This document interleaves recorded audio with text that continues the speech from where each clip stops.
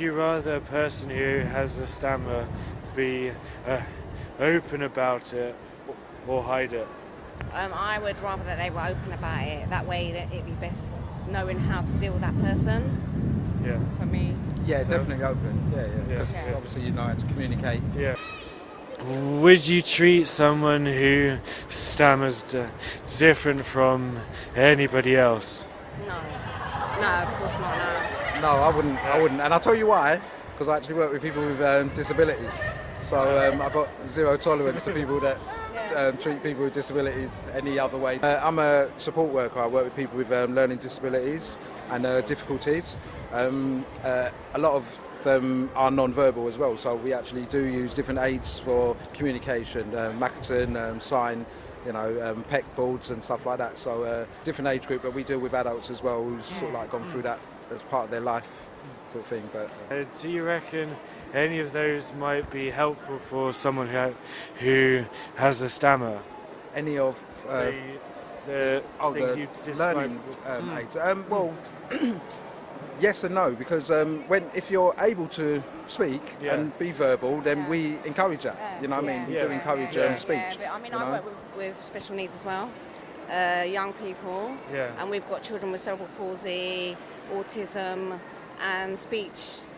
Some of them speak, some of them do, and one of the children with cerebral palsy, his speech is really hard to understand. Yeah. But the more he speaks, the more you can understand what he's saying. So it is better if you can speak to Yeah. speak. Yeah, it's about time. It's about slowing down, having a lot of time for somebody. And if Yeah. you're in the field, then you're able to sort of like give people that sort of time. But if you're not, and you're going in somewhere, it is about sort of maybe introducing yourself and saying, "Excuse me, but I needed a bit of time," and then just Yeah. take as much time as you need. Sit down there and take your time.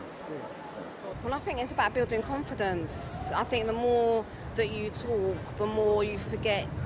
I don't know if it's like nerves seem to kick it off more from what I've seen. And I think the more you sort of talk and feel confident talking, the more you forget about the stammer and the more you'll start to, sort of practicing speeches and things like that. Again, I'd most probably encourage them to seek a support group, go with people who have that sort of stammer if that's the issue. It's always about having friends and having a network around you, go to organisation, good idea, clubs yeah. or something like that, Yeah. really. Yeah, same sort of thing. If you go and you get sort of therapies and then you sort of taking on board the sort of practice of how to cope and how to manage it, and just be yourself and just sort of, be very open, like you said in the very beginning.